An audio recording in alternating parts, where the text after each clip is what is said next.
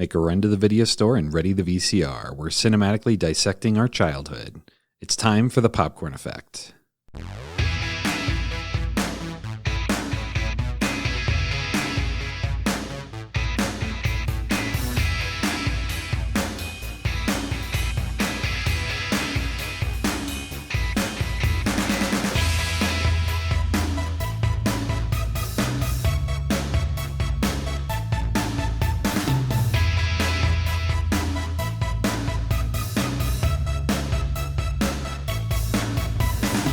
Greetings. I'm Jon. I'm Nicki. And on this episode, we're going to scrutinize Gremlins to see if it was worth the last-minute shopping trip.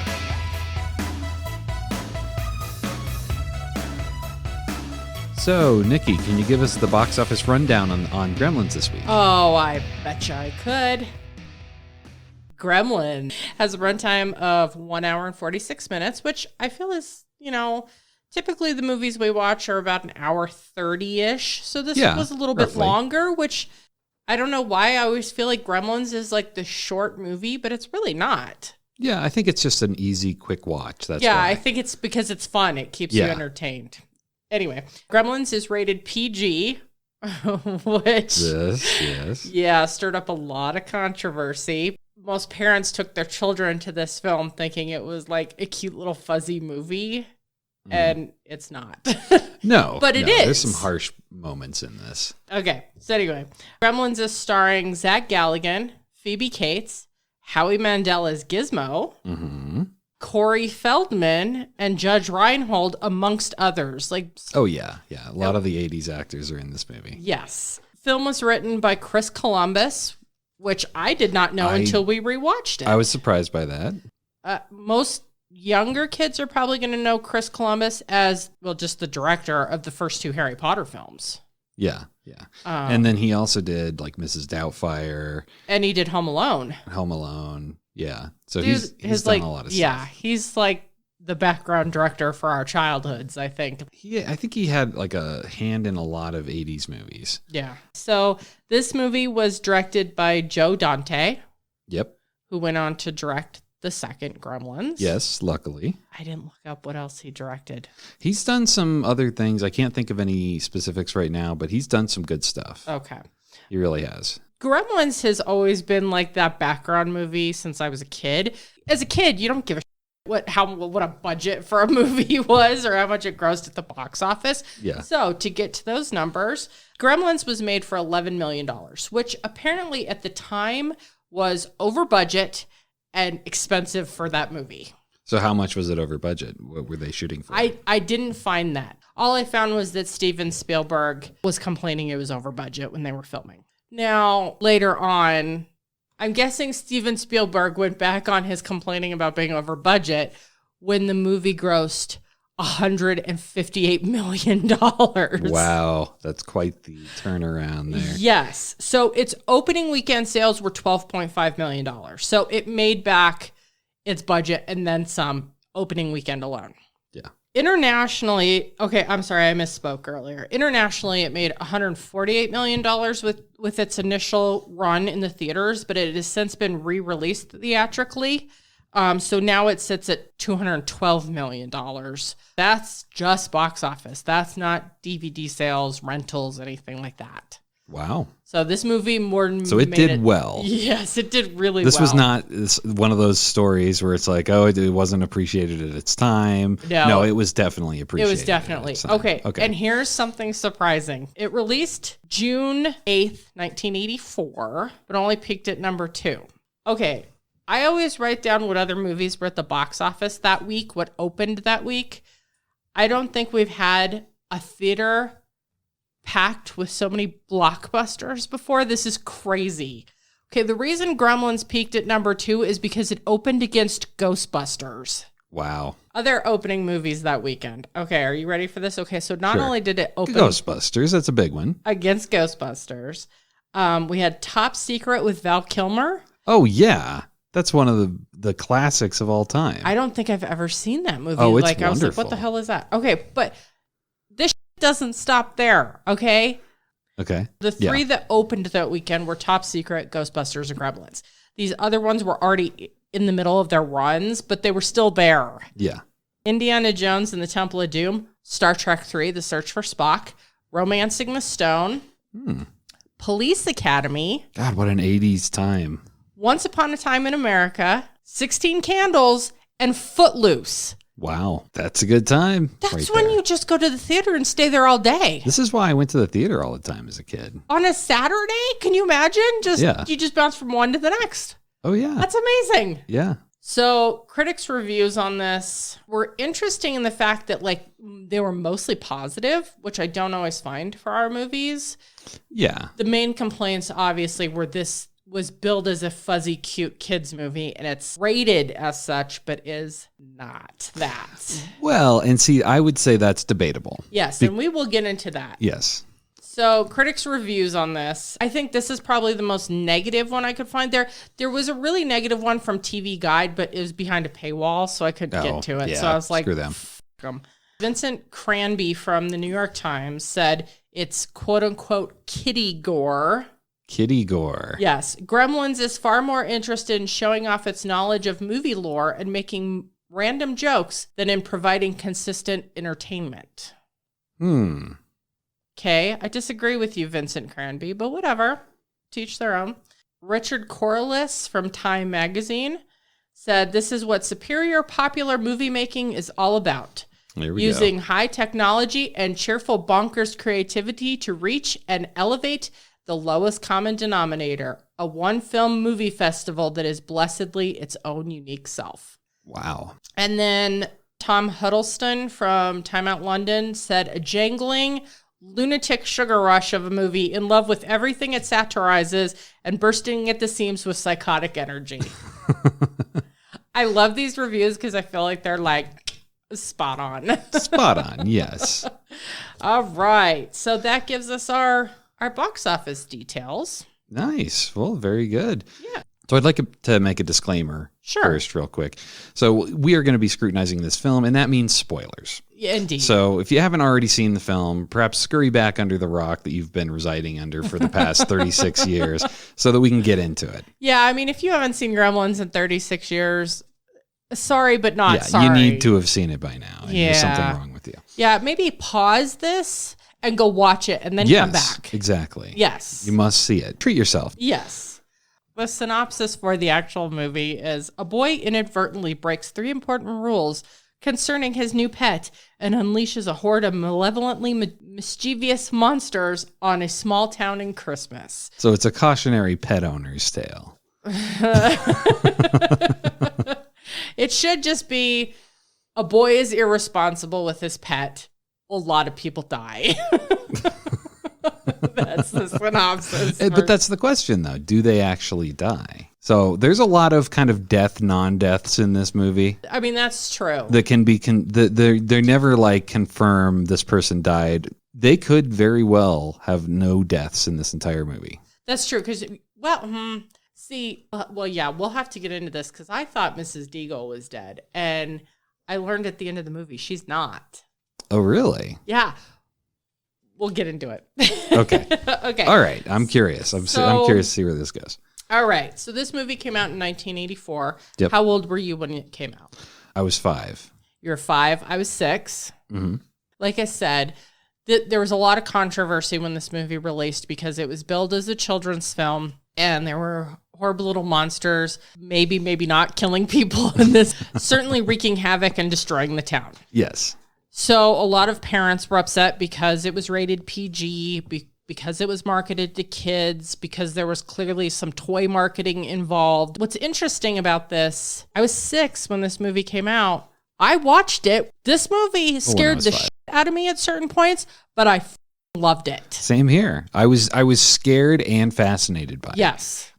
I feel like Gremlins, for a lot of us 80s kids, was our gateway horror drug. Oh, yeah, it was a total gateway drug. Yeah.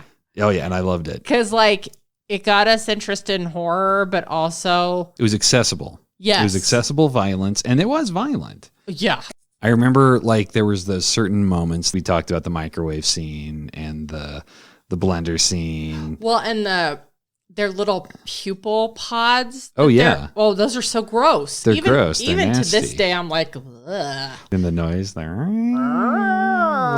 the cat noise. Which, as a kid, I did not really identify as a cat.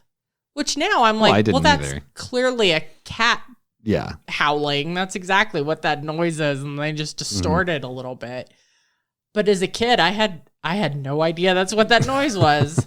Well, so I didn't either. I just thought it was a gremlin noise. Right. I can imagine it. Could you imagine being a kid having watched Gremlins? And I'm sure there are people out there that this happened to. There are cat fights in the middle of the night all the time. Like, all the time, because people are dumb and have outdoor cats. So kids thinking they're being there's gremlins there's gremlins out there. Yes, I'll imagine that's probably happened. It's probably happened, and it may have even, I don't know, if the first time I've ever heard a cat outside doing that, I probably thought of Gremlins. Oh, right. I'm willing to bet, because that was so ingrained into my little head. Yes. Well, even when the little fur balls come off of the mogwais, they kind of grow and like seethe in like a weird kind of funky way. When they open up, it's like amniotic fluid on them. They're they've got this like sticky goo. They've got goo, and their ears are covering their eyes and stuff. Yeah. It's really nasty. Do you remember where you first saw Gremlins? I was Grambo's house, most likely.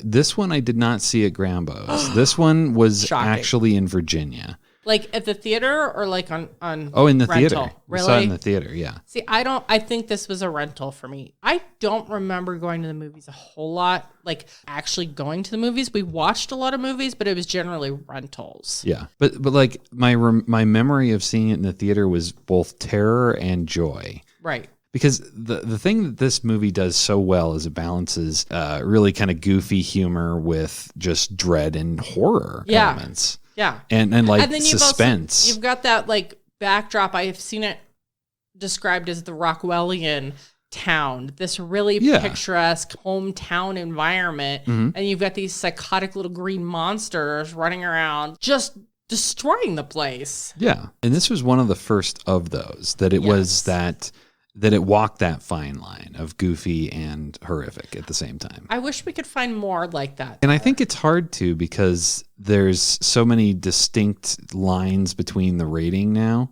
Yeah. Like if that came out now, if Gremlins came out now, it would be PG-13, no question. Oh, easily, yeah. No question. Yeah.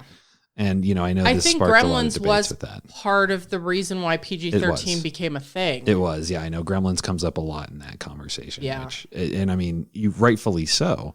There's times in the movie where, it's like the mom she stabs to death this gremlin with a freaking, like Mike Myers, and it even kind of makes that noise when she does it, because she's just murdering this little gremlin because he's eating her cookies. But the thing is, you don't see... Actually, he threw a plate at her. He threw a lot of plates. He broke most of her china. That's true. But in all fairness, she also... She murdered his friend right in front of him. So, eye for an eye, I guess, whatever. But so my thing with this is just that, I don't know. I think parents don't give their children enough credit. I watched this at the age that parents were getting pissed off about children watching this movie and this being marketed to kids. Now, granted, my dad let me watch Nightmare on Elm Street when I was really little. My dad didn't really censor the movies I watched a whole lot. I watched a lot of the horror stuff when I was little. That sounds like a typical 80s kid. Exactly. I was much the same. Exactly. So, having been a kid who watched this, yes, it did scare me a little bit, but also not to the degree that we need to, get our torches and pitchforks and go after the movie companies. You know what this did to me? This made me want to never sleep with my hands or my legs out of the bed. Yes, because I don't know what it was about Gremlins. I think it's just because they're so low to the ground. In the movie, they're always like attacking hands. And there's times in this movie where they use mechanical devices or cars or things like that to cause havoc. Right. But it's not 100%. Like sometimes they'll just choke somebody, and sometimes they'll just shoot somebody, and sometimes they'll just throw a plate at their head. Right. It's weird. It's like they just revel in chaos. That's exactly it. And like even the Mogwais, like they are kind of like polar opposites of the Gremlins. They're totally sweet when they're gizmos, when they're mogwais. My thought is, okay, so mogwai have to exist somehow, right? I can imagine them scurrying up a mountainside. Well, here's my thought on this. So gizmos are really sweet mogwai. Yes. So I would think that naturally bred mogwai are nice. Yes. But when you get them wet, that's when you get evil mogwai that then turn into evil gremlins. Yes. Maybe I'm projecting too much well, thought maybe. into that. I don't know. I don't know. Maybe there's some like underlying tones about spaying and neutering your pets here. I'm just saying. There you go. That's it. It's all. It's inbreeding problems with your mogwai. I mean, come on. Be responsible with your pets, people. Yes. So characters in this movie. Yeah, there aren't that many characters in this movie. I mean, in the theme of it being a small town. Yeah. That makes sense. And it does. It does. You know, you've got the Peltzers, just, you know, him, his dad, and his mom, the neighbor kid, Pete. And then you've got, you know, Kate, the love interest that works at his bank. Barney the dog. Yes, Barney was good. He was a good actor. Dog's name Mushroom. was Mushroom, which Mushroom I love. is the dog's name.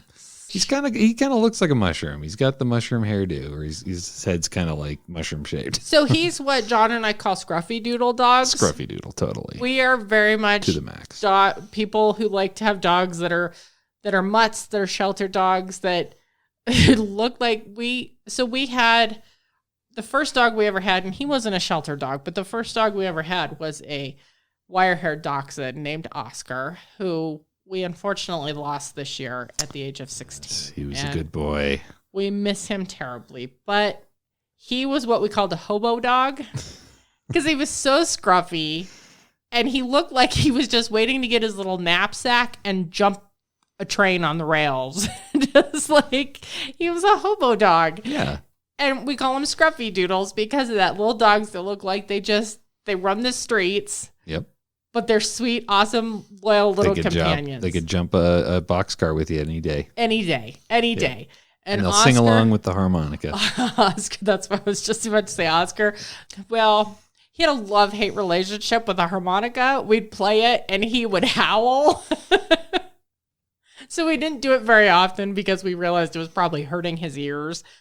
But it was the cutest thing. It was adorable. Oscar was just the best dog. So Barney is like the epitome of the kind of dog we love. And then you've got Mrs. Deagle, who was an evil, villainous bitch.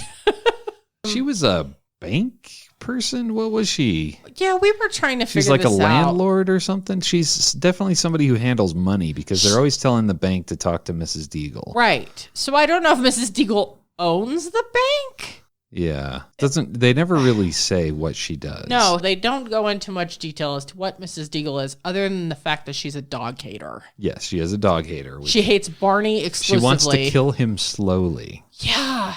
She is pretty hard. says that out loud in front of death. Yeah. a lot of people. She says that multiple times, too. Yeah, she's very adamant about her desire to kill the dog slowly.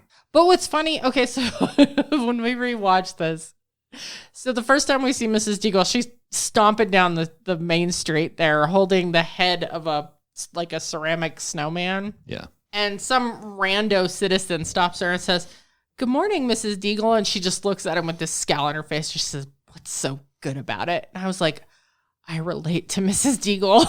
Well, that was the start and end to that. Yeah. Yeah, because as soon as she said she wanted to kill the dog, I'm like, nope, you are not my kind of person. Yeah, and that's like her whole thing in this, like her whole character revolves around money and trying to kill dogs. Which is weird also in the fact that we later find out she's a crazy cat lady. Yes.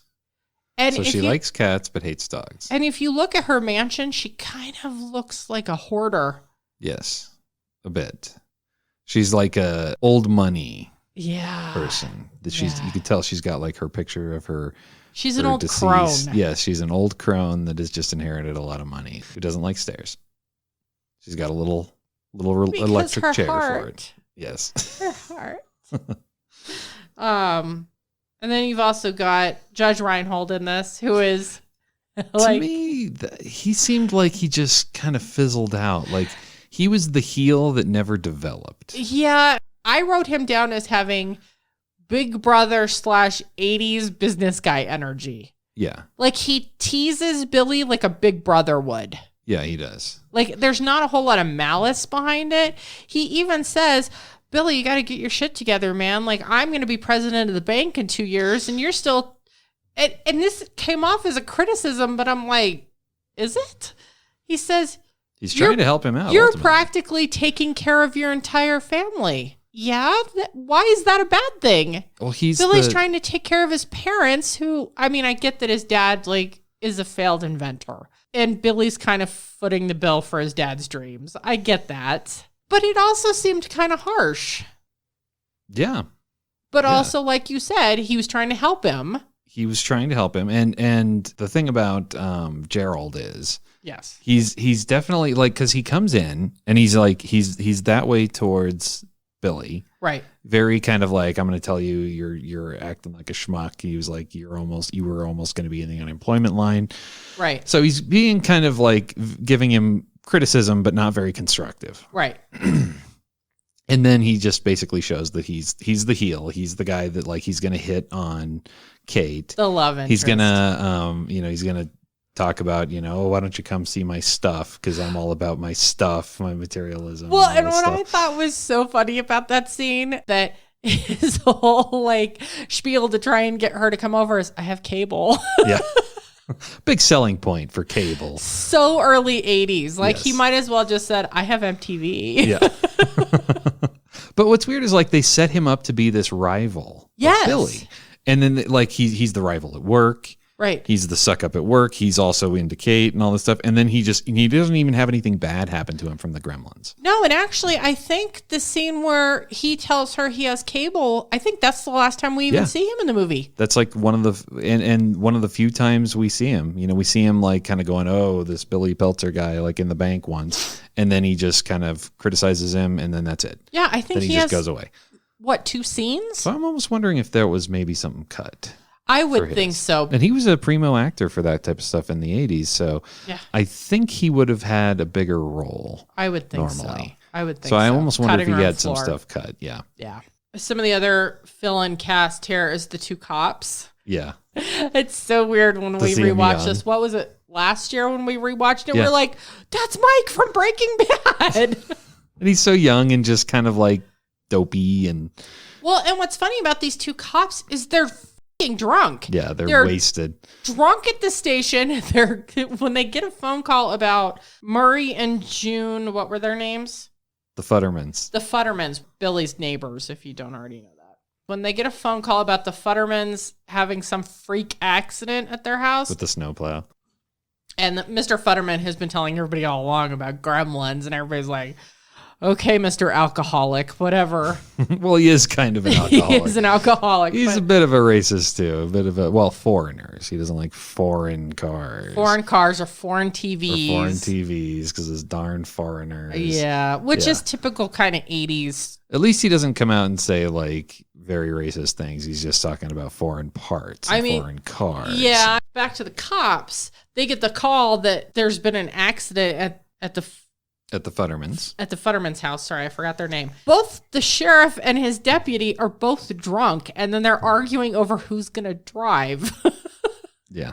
They're on the clock and wasted. Yes. Well, it's Christmas. Let me ask you something. If you had to work on Thanksgiving this year, if you were drunk on the clock, would you still have a job? Probably not. But these are 80s cops. They can do anything. In a small town, they can do blow from the evidence room if they want. They'll be fine. They'll be totally fine. They're untouchable. And it's Mike. Come on, he'll make stuff happen. They're probably paying off the blow dealers. Anyway, I mean, it's the 1980s. Let's face it. They're letting them in the ports. Right, they're on the take. They're on the take from the blow dealers. So as far as acting, what did you think about this? I think for what Gremlins is, I think the acting was very solid. Oh yeah, I think so too. I mean, maybe Mrs. Deagle's a little over the top, but I think she was meant to be. Yeah, I was going to say, I think that was by design. She was cartoony by design. Yeah, yes. She was a cartoon villain. Yeah. Yeah, I thought the acting was mostly on point. I think Phoebe Cates was a little over the top with her Christmas story. I think again, though, I think that was by design. I don't think that was bad acting. Oh no, it was. Design. It was, but it was definitely over the top, and they make fun of that in the sequel as well. Yeah. So, no, I thought all the acting in this movie was really good, actually, for it being like this weird holiday horror movie. Yeah, back when what's the main character's name again? Billy? Yeah. Oh, the real actor? Yeah. Zach Galligan. Zach Galligan. That's back when Zach Galligan was like really big when the Gremlins came out. So it kind of makes you wonder what happened to him. He was riding a hell of a success wave. Well, he made Gremlins too. I think that's the problem. Well, no, I don't think so. I mean, there was a lot of time between those two. 6 years. 6 years. Because Gremlins 2 came out in 1990, I think. I think he just missed his window of opportunity. Maybe. Or maybe he got typecast. Or Michael J. Fox was getting all his parts. I think Michael J. Fox was getting all his parts. Michael J. Fox was getting a lot of people's parts. That's the problem. Yeah. Well, not the problem, because Michael J. Fox is amazing, but... A leading young man in the 80s, that would be a rough go. Yeah. So, directing and visuals in this film. Oh, the puppetry was amazing. The puppetry? This movie is 36 years old this year. Even now watching it, I was blown away by the puppetry in this film. And they do really good emotional puppetry. Like they really show the emotions of the creatures. Especially Gizmo with his eyes. Yeah. There is definitely a time in the 90s and the early 2000s especially when everything had to be CG. Nothing was being done practically. Yeah. And I think a movie like Gremlins is a very good representation of why practical effects are worth the time and effort. Yes. Movie is 36 years old, and it, other than like some wardrobe choices and stuff like that, and the vehicles being driven, that movie could just as easily be done today and look the same. Yes. Yeah, the puppetry was just awesome. Yeah. I mean, like you said, there's so many facial expressions with the Gremlins. I mean, not just Gizmo, just the Gremlins in general. Like you commented last night about them laughing. Yeah. The way they laugh. The way they laugh, the way they kind of chuckle with their shoulders and everything. They do the motion really well. The puppeteers that they had working on them knew what they were doing. Yeah. Oh, They weren't just bouncing around. It wasn't just the cost of the great puppets and the animatronics technology. It was also the people working them knew what they were doing. Yeah. Yeah. And like there was a scene. So there's a scene when they're all in the pub or whatever in the bar. Yeah. And you're kind of watching the blues jazzy gremlin or whatever. Yeah. He's kind of sitting in a dark corner with like a fedora on and he's just smoking a cigarette and grumbling or whatever. And another gremlin comes up to me as being like really obnoxious, but it's a gremlin who has two puppets on his hand. So it's a puppet controlling puppets. And I was like, how meta is that? Yeah, you don't even think about that stuff. It's so fluid. And that's the thing with most of the Gremlins, like you don't watch it thinking puppeteering. Yeah. The puppeteers disappear in that movie. Mm-hmm. They don't have, it's kind of a joke. And it's even referenced on 30 Rock that Henson puppets have a certain... They have a bounce. Yeah. The Gremlins don't have that gait to them. Yeah. They're more fluid when they walk. Also with the CG effects. Yeah. Which I guess technically they were not CG effects in 1984, but the effects they put in this movie, the YMCA scene with the swimming pool is wow. Yeah, I know. And it's really just lighting and a fog machine, but it is effective. And sound design. Sound and music, yeah. Yeah. The people who worked on this film, I know it's kind of goofy and I know it's got its plot holes, but I feel like there was also a labor of love in this. Oh, yeah. And that it was done correctly. Well, and even though they had great puppets and they had great effects, they didn't always use it. They didn't like shove it in your face all the time. Like they still had a lot of like the scariest thing is the unseen. Like they had a lot of shadow work, and that's that type of, or just turning and you hear a noise and you just know the size of them and you know what they're capable of, and that's enough, right, to scare you. Yeah. Very well done. Very well done. All right, so why don't we discuss a little bit about the plot? Like we said, it's about a a kid. They call him a kid throughout the whole movie, but he's in his 20s. He's like 22, 23 years old. He works at a bank. He sleeps above his parents in the attic. In the attic. He has like an attic apartment, which I don't know if that was supposed to, living in the basement of your mom's house was not cool. So maybe living in the attic of your mom's house was better. I don't know. Though, when I was younger, thought Billy's attic apartment was the shit. Oh, so did I. I thought it was way cool. I totally wanted my own attic apartment. He had his paints up there. Right. Yeah. His little keyboard, his own TV, a phone. It was like his little... Yeah. It was the shit. But now it's like, okay, he was living in his parents' attic. But again, that ages really weirdly because most millennials still have to live at home with their parents because they can't afford... That's true. Their own place. That is true. I forgot how depressing things are now. Yeah, I don't know how you do. For just a second. It always comes crashing down. So Billy is constantly referred to as a kid, even though he's like 22, 23. And I feel like that's one point of this movie where it's kind of confused in itself. You know what I mean? Yeah, well, with its terminology, yes. Yeah. And the casting age. It almost seems like the role of Billy could have been played by a much younger kid. Yeah. Like just out of high school. Yeah. Yeah. Yeah, like if this was made more today, it would be something like a 15-year-old with Gizmo. I just couldn't see it being... that would work, though. Well, that's the thing. It wouldn't. So anyway, the whole point of the plot of this movie revolves around the fact that Billy's dad is out on a business trip, and he's looking for a last-minute gift for his son for Christmas. And he comes into Chinatown, what's supposed to be Chinatown. Now, I'm not sure what city he's in that he's in Chinatown. I'm not sure if it's supposed to be like New York or what.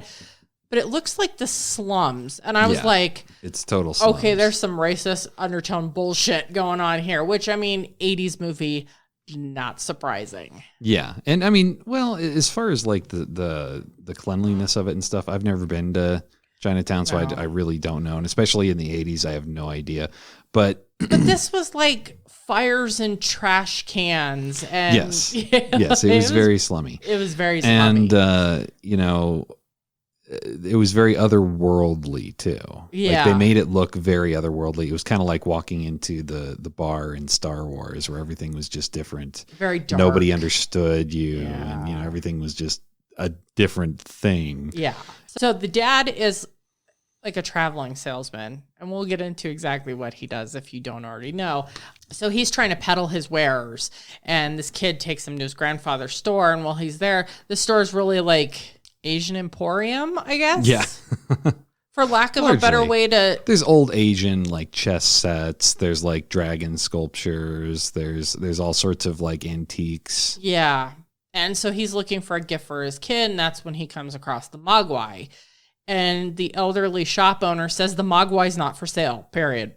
No, you can't have him. Yeah, shop owner says that. Even though...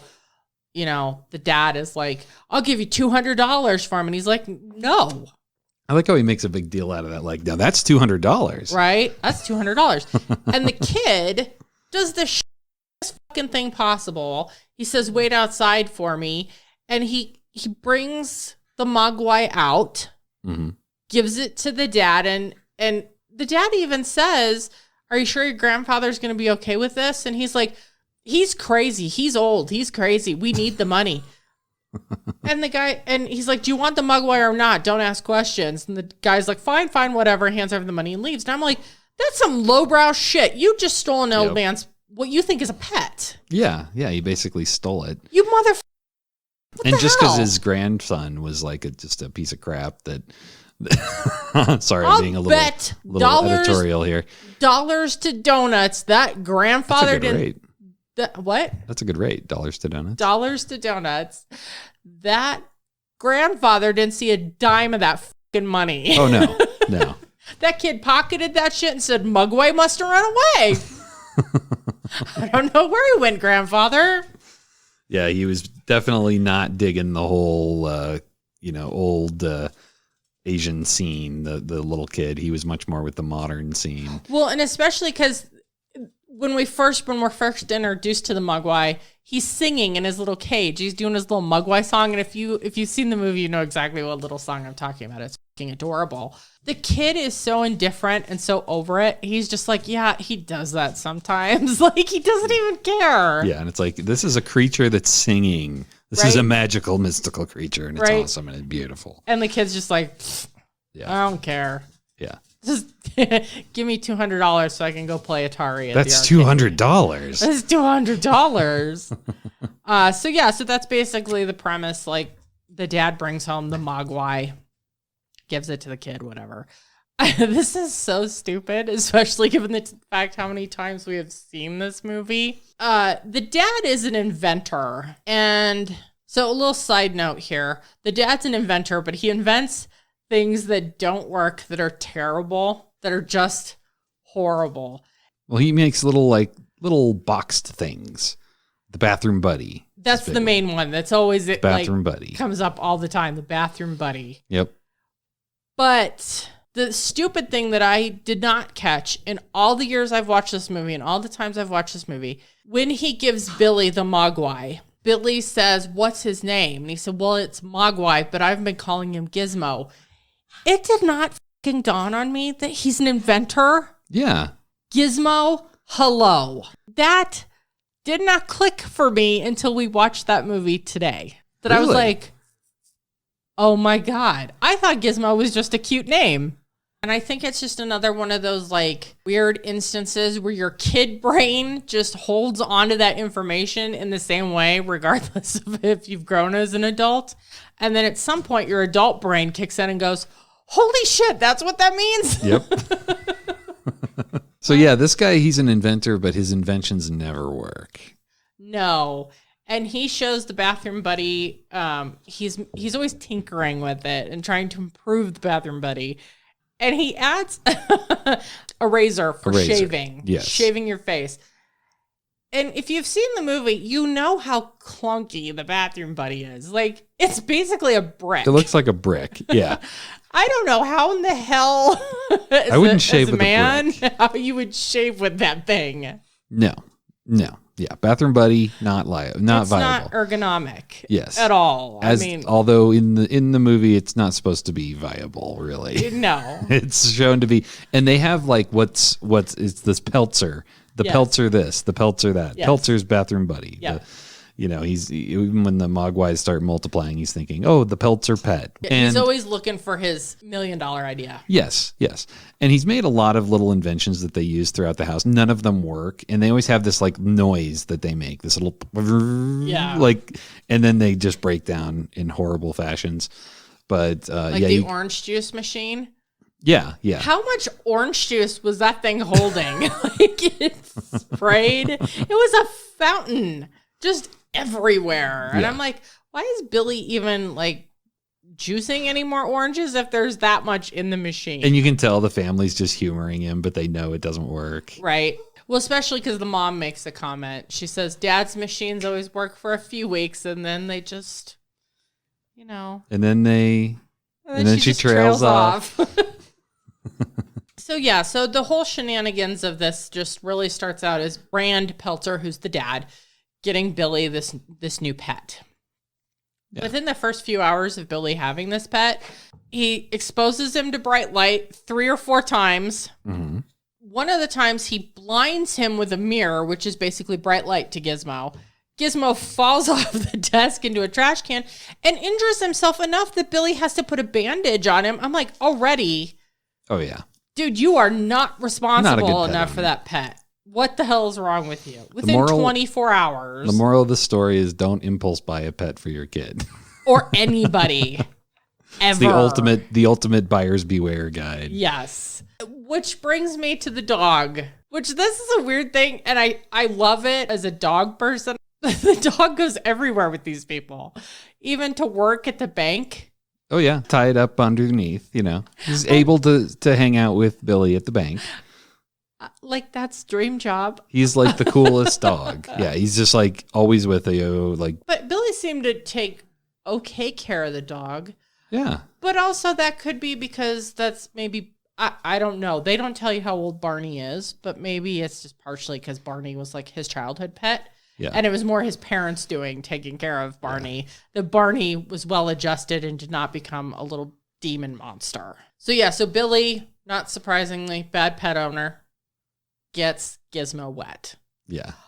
Although he doesn't do it, Pete does it. So Pete, who is, I don't know who Pete's supposed to be. I think he's just a neighbor kid. He seems like he's just like one of those neighbor kids that just everyone knows. Well, so he's shown at the beginning of the movie, his dad owns the Christmas tree lot because of course he does. Like you said, everything in this movie is Christmas. Everything. I'm guessing he's supposed to be like 12. Something like 11, that. He 12. looks like he's about 11, 12. Pete just one day comes to their house, to Billy's house, with a Christmas tree. I'm delivering your tree, whatever. He just walks in. Like he knows him. Right. This is after the orange juice incident where the juicer machine has blown up in the kitchen. Yeah. So Pete goes in to find Billy in there. They go up to Billy's attic apartment. So this whole thing is weird to me because Pete is supposed to be like 11 or 12 and Billy is 22. Yeah. What the fuck? Well, and in this scene, I even noticed that Billy takes his shirt off. He takes his shirt off. Yeah. I noticed that too. Yeah. I was like, that is inappropriate behavior with a child who's not of your family. And even if he was, that's still inappropriate. No, it's just a shirt, but still. Seems a little weird. Seems a little funky. I get that Billy had the orange juice machine blow up on him, so he needed to change his shirt. So I get why that was put in there. And for 1984 standards, you would just ignore that scene altogether and ignore the fact that a 22-year-old is friends with an 11-year-old. Yeah. But that kind of stuff happened in 80s movies all the time. I know, but in current times, it's creepy. Yeah, it is a little strange. It's just enough to kind of catch you off guard. I think it's just kind of one of those 80s tropes that they're just like, nobody cared about child endangerment back then. They're just like, whatever, you can go hang out with creepy old guys. Well, and the funny neighbors. thing is like when Pete delivers the tree, it's not like, hey, my dad dropped me off with your tree. He probably just drug it from home. That's exactly it. I feel like it's insinuated that Pete just drug that tree from wherever the hell the Christmas tree Uphill, lot is. both ways. Right? Yes. In the snow. In the snow. Might add you wearing a Christmas tree costume. Yes. Which is great. We don't know if Pete was wearing shoes. I mean, probably not. I mean, if he was walking uphill both ways in the snow, there's no way he was wearing shoes. No. Just saying. He was just barefoot. Yeah. Totally. No, that was very much like kids had it rough in the 80s moment. Yeah, I don't know. Their relationship creeped me the fuck out. I know it's not supposed to, and there's nothing overly creepy about it. It's just looking at it from a modern standpoint. That's just like, no, that's a 22-year-old shouldn't be friends with an 11-year-old. Yeah. But then again, a disgraced nuclear scientist shouldn't be friends with a teenage boy. As John Mulaney says, he's either 40 or 70. We don't know which. Yeah. Yeah. The part of this movie, to me, that I feel is the best part when the Gremlins hatch. So kind of like the second act of the movie. Yeah, the second act of the movie. Because like when they hatch because they all kind of evolve at the same time because they all eat after midnight or at around the same time. Well, one of them was at like 11:30, the other one was like 2:30, but it was all at the same time. Or it was all at the same time. Yeah. I think it was insinuating in that scene that it was all at the same time, even though the Mugwai / Gremlins at Billy's house had disconnected the clock. Yeah. So basically, they all kind of hatch at the same time when it happens at the school first. Well, we forgot to mention that. So Billy took one of the newly blossomed Mugwais. One of the newly formed Mugwais. Yeah, the one from Gizmo. From Gizmo getting wet. He took him to the school science teacher. Yes. He looks like a scientist teacher. Like I'm not sure. Biology or something, yeah. So he took one there, and then Billy got that one wet because, of course, he did. He's a shitting pet owner. So then we have an extra gremlin then. So Billy left the little the little clone Mugwai. I don't know what they are. He left the newest one, the clone of a clone, with the biology teacher, and then took the other ones home. So that little guy is with Mr. Hansen.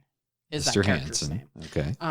He's with that guy now. I don't think they ever say his name in the movie. Billy says it like once. Okay, I've never caught it when I was a kid, or I think Billy just never said noticed it. He's walking up to the high school, and Pete, his 11-year-old friend, is like, "Oh, maybe it's a middle school. I don't know. Whatever." Pete sees him and says, "Hey, Billy, you got a Mugwai?" And he says, "Yeah, I'm gonna have Mr. Hansen look at him," because that's this attitude that it's a small town, so the only smart guy in town has to be the school science teacher. Yeah, and that fits with the whole montages they do. It does. Very small town area. Yeah, it absolutely does. So anyway, you were saying, so we have an extra Mugwai now at the school. Yes, and this was like probably one of my favorite parts is when they all hatch. Because they all hatch at the same time. The gremlin, the first fully formed gremlin, is out in the school, and the teacher's chasing him around and stuff, trying to give him a Snickers bar, clearly not being told what the rules were by Billy. But see, we had talked about this during the movie, because you're like, he's not following the rules, and I said, but the thing is, it's the middle of the day. Oh, so yeah, that's right. It was the middle of the day. Yeah, but that's a rule that you can't ever really follow. No, and I mean, this has been brought up a gazillion times on the internet since the invention of the internet with this movie, is that technically everything is after midnight. Or before. So, I mean, there's no... after midnight, meaning before the sun comes up. When can you feed them again after midnight? 8 a.m.? They never say. Butt crack of dawn? Don't feed them exactly at midnight. So if you're a farmer and you get up at 5, does that mean what about time change? Well, this is almost exact things that they say in Gremlins too. Daylight savings. Yes, daylight savings time. Yes. Yes, it comes up. So he's trying to feed him a Snickers bar. I'm sorry. Yes. So this gremlin's just biting him and grabbing at his arm and stuff like that. But it's very tense. You've got the nature film going in the background, and the classroom's dark and it's very tense. Then they hatch it at the home, and they're the mom picks up the knife and she's looking for him, and their shadows are popping up left and right, and she's looking for him, and you hear the noise. And when they play that "Do You Hear What I Hear" song, that part of the movie is creepy. I don't know what it is about that part of the movie that used to scare me really bad when I was a kid. Yeah. That song particularly playing when she was looking for the gremlins in the house, I found that to be one of the scariest parts of the film. Oh, easily, yeah. Which is weird, because rewatching as an adult, I don't find it all that frightening.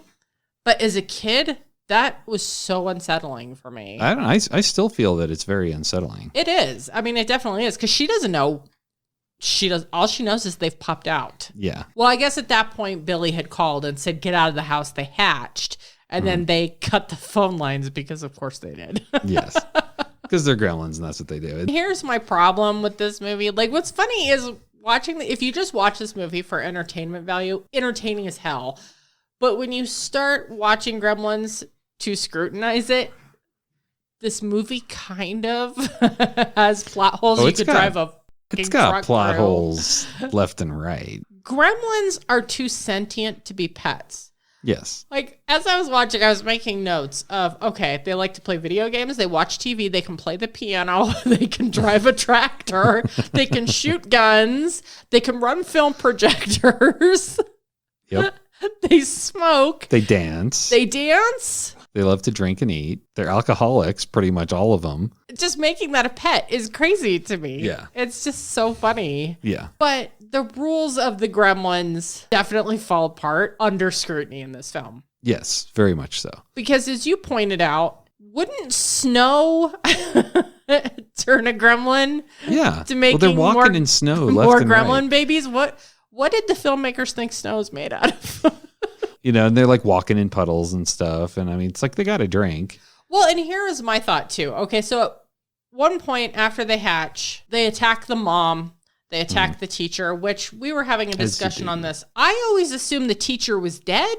I thought they gave him a sedative in the butt. That's what it looked like to me.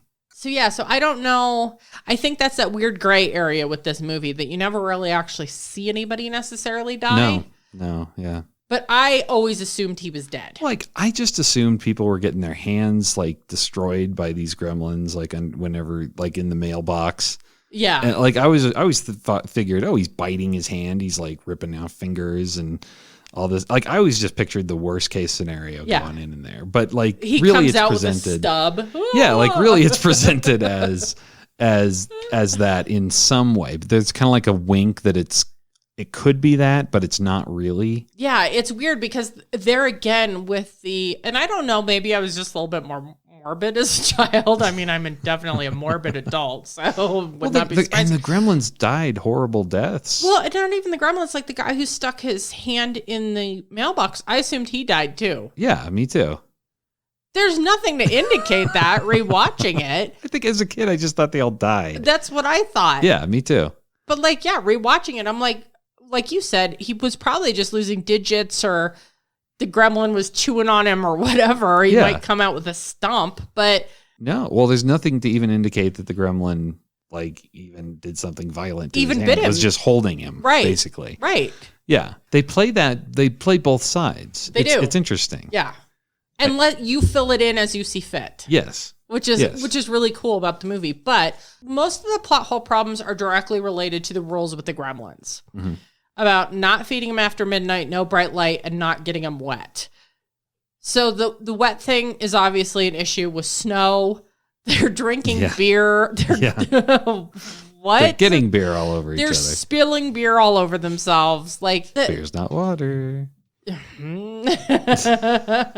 The other thing that I noticed in the movie was directly after they've attacked the mom, and they kill most of the original batch of gremlins, but Stripe escapes. Yeah. Which I loved Stripe. I still love Stripe. He's the best. He's got a mohawk. So he's awesome. Right? He's fucking awesome. Typical 80s like punk character with a mohawk. Of course he's going to have a mohawk. Fucking love it. But so Stripe, again, sentient enough to go to the YMCA for the pool so he can get wet. Yeah. And that's another horror element was in the YMCA. So creepy. It was very creepy. Yeah. Yeah. And they play a lot of like little cat and mouse games with Stripe. They do. Where he's like hiding just around the corner and stuff. And I think that was another little creepy thing about Gremlins as I was growing up is just that they could just like be gone any second, or they'll just violently throw something glass at your head. Right. And they throw things like nobody's business. Like Gremlins. saw blades? Throw saw blades, they throw glasses, they throw billiard balls, they throw all sorts of crazy stuff. And with good accuracy, by the way. They're very good. Right? They should be trying out for Major League Baseball, I think. But I was thinking about this as we were watching it. So Billy follows Stripe to the YMCA, and Stripe jumps in the pool and starts spawning more gremlins. And I was like, wouldn't that spawn like infinity gremlins? Because, okay, think about this. Stripe is in the water. He's spawning gremlin after gremlin after gremlin. They're spawning in the water, I would assume. That pool was pretty big. I mean, unless he's shooting them like across the YMCA as they're spawning. Maybe there's a cooldown time.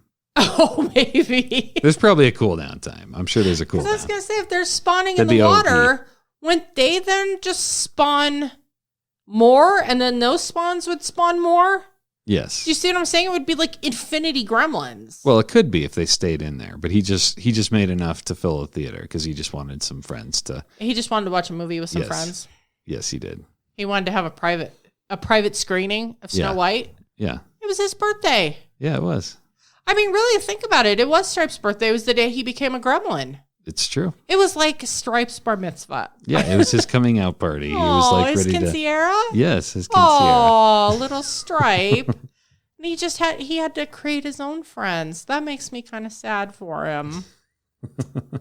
Poor little Stripe. But then the theater, that was just that's one of those moments that also sticks with me from when I was a kid. When they're all gathered in the theater. Yeah. So the other thing with this though is the time frame. This is all happening on Christmas Eve. Yes. Here's the weird thing about this. that I made note of. So the Gremlins have spawned on Christmas Eve. The one spawned in the school. Class is in session. Yeah. On Christmas Eve. Yes. No. Yeah. Another plot hole. There's a lot of them. And the dad is at a science maker inventors convention. Yeah. On Christmas Eve. I go to conventions. Like, no. Nobody does that. Nobody does a convention on Christmas Eve. Yeah. No. Yeah. They kind of didn't think about that when they made this. Because nobody would come. No. Who's going to go to an inventors convention on Christmas Eve? Who's going to go to any convention? I don't know. I might. That sounds kind of interesting. I mean, we've gone to conventions on holidays, but it's usually like Memorial Day weekend, 4th of July. Yeah. And we bitch about it every time. We're like, why are they doing this on a holiday weekend? Rah, rah, rah, rah, yeah. Rabble, rabble, rabble, rabble. So they go in the theater. Yeah. Yeah. And they're just having a blast. And I love the fact that they're just loving this wholesome movie, Snow White and the Seven Dwarfs. When they're singing Hi Ho. And when they're singing it. Yeah, I think the movie scene with the Gremlins is brilliant. Oh, it's love wonderful. It. I love it. I love that so much. And that scene surprised me in the fact that they were able to get the rights to Snow White. Yeah, I was surprised about that. Disney was like, sure, go ahead and use this in your crazy little demon monster movie. And this is definitely the goofy part of the Gremlins. Is the movie theater part. I think it's where they're just having fun and being wacky creatures. For lack of a better word, it humanizes the Gremlins. Yeah, most definitely. It humanizes the little monsters. Just in time for Billy to murder them all by fire. Well, I love like they're sitting there, they're eating popcorn, and the one keeps saying milk duds. Yep. Yum, yum, yum. When they were in the movie theater, Stripe discovered that there was no more Yum Yums left. Yep. They were out of popcorn and milk duds. So he saw the candy sign in the store across the street from the movie theater. So he left the movie theater. So that's how he escaped getting blown the fuck up. But the sad thing about this is Stripe's getting ready to come out of the store. Arms are loaded with candy. Loaded with candy, yep. Loaded with Yum Yums. And he watches the movie theater blow up. Okay, Stripe's having a rough birthday. I mean, yes, he is. Those were all his babies. Yeah, they were his back babies. I really think he made them because he was lonely and he wanted some friends to watch movies with. But totally, they were still his babies, and he just watched them all die. It's like, you flip this, and Billy is totally the villain. Well, he's a gremlin murderer. He murders all these gremlins, like his mom stabs that one. Right. I mean, they handle these gremlins pretty violently. Well, and I feel like his mom went fucking Rambo way too early. So she definitely went the offensive early. She hears them hatch. Yeah. And she immediately picks up a knife. All she hears is laughing and giggling coming from Billy's room. How do you know they're not just up there playing and having fun? Granted, it was pretty evil sounding, laughing and chuckling. I mean, I guess, but I don't know. Like, the poor little guy's just eating her cookies, which, having baked Christmas cookies myself, that's why she went all fucking Rambo on him. But also, maybe she should have listened to the little gremlin as he was eating her cookies, because he said yum yum. He liked them. He liked her cookies, and she blended his ass up. Be careful what you say about that woman's cooking. That's all I'm saying. That's right. The final showdown is in the department store, which I think is a great sequence. I think it's enough tension and enough action that it makes it a fun third act. Yeah, most definitely. Like, he's fighting Billy. He's throwing shit at him again. Buzzsaws and all this stuff. Right. He's riding a little tricycle. He's just being awesome. Yap, yap, yap, yap. And I noticed when we were watching it this time that the department store is Montgomery Ward. Did you realize that? No, I didn't. There was a sign in the background. I think it was right before Stripe attacks Billy with the chainsaw. Uh-huh. Cool. Again, fitting. It's very, wholesome. Yes. So I guess we forgot to mention Billy's love interest is with them this entire time. Yeah, Kate. And she had gone to try and find the light switches for the store. And she finds them. So there's a garden center area of the store, and there's a water fountain in the center, because of course there is. So when she flips all the lights on, it activates the pump, the motor for that fountain. And I love this scene where Stripe sees that and he goes, water. Water. And then he turns and he's like, gun. Because there's a gun case right next to him. I love that scene. Yeah, it's great. Because it's ridiculous. You know somebody had to sit there and write that. That's what I love about it. Stripe says, water. Stripe turns, gun. Yeah. So ridiculous. I love it. So Stripe, obviously, they know if he gets to water, them blowing up the movie theater would have been for naught. Yeah. And at this point, Kate, other than turning the lights on, had one job, and that was to watch Gizmo. Mm-hmm. And she turns around and he's gone. Yes. You had one job, Kate. She screwed it up. But Gizmo comes and he saves the day. In a Barbie car. In a Barbie car, like a badass. Which is amazing. Yes. Yeah. He took charge when the chips were down. He knows what's up. He was gonna help Billy. That's right. Stripe does get to the water.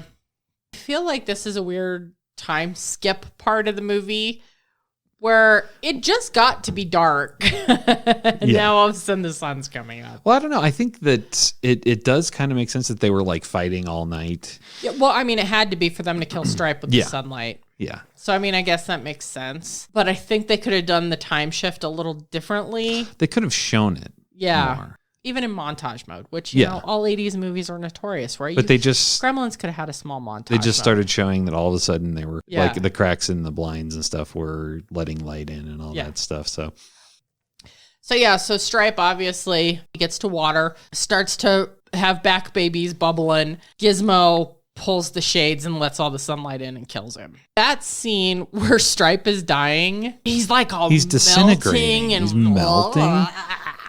He's melting down to his skeleton. Yeah. And you've even got like you can see like his veins and stuff. It's like really gross. Yeah. And he's got pus coming out of his mouth and his eyes. And then he falls in the pond. And of course, Billy walks over, and then we have to have, typical movie fashion, we have to have that one last jump scare. The last jump out, yeah. So yeah, he jumps out and then he falls and just melts all over the floor. Our closing scene is just, they're sitting watching the news report and shaking their heads like this isn't all their f***ing fault. And they blame it on mass hysteria. Right? Women and their periods. Yep. Right? Then they mockingly say, reports of little green men. Right? And they're just like, the dad's just sitting there shaking his head like, can you believe this? Yeah, it's kind of crazy that somebody would buy a weird demon creature pet. Right. You feed it wrong. You just get 3 simple rules you can't follow. Yeah, that would be terrible, wouldn't it? So then the elderly shop owner shows up just in the middle of their living room because of course he did. He just walks in the door, which is a bold move. Bold move to walk into somebody's house on Christmas night. Right.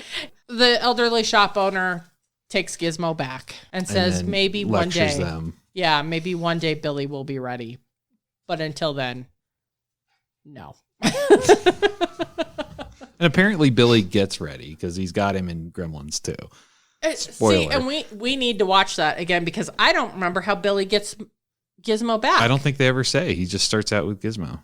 No, I think he gets him back somehow. I don't know. We'll have to find out. We will. We're going to have to watch it. So that's a plot rundown. So what would you say as far as like your comparison for adult viewing versus childhood on this one? Well, also, again, full disclosure, we watch Gremlins every year, every Christmas. Do. So I think that kind of speaks for itself. But as far as like the movie overall, I love it. I think it holds up. I think it's worth rewatching. What do you think? Well, I think the same thing. So it was 5 stars then. It's 5 stars now. It's never changed. It's one of my all-time favorites. And what would you say is your ideal situation to watch this movie? Christmas. As is mine. Yes, it's definitely a Christmas movie. Christmas Day, typically for most people, you wake up in the morning, you have, like, our ritual is we wake up and we have cinnamon rolls, homemade cinnamon rolls for breakfast, and then we open gifts. We don't have kids, so we don't wake up at the butt crack of dawn on Christmas. We just roll out of bed whenever we feel like it, so sometimes it's noon, like it was this year. But then, for most people with the holiday, you wake up, you have your breakfast, you do your traditions or whatever, you open gifts, and then you have nothing to do the rest of the day and you're kind of bored. So watch Gremlins. Watch Gremlins. It's perfect for that. Yes. Totally perfect. And I don't know. I feel like if you have kids, I feel like most parents know their kids well enough to know whether or not this movie would scare your children. Mm-hmm. I think Gremlins is a family film. I do. I love it. Absolutely. And I think if it's a gateway, it should be a gateway that's explored. Yes. You should send your kids to this gateway because it's an important one. Yes.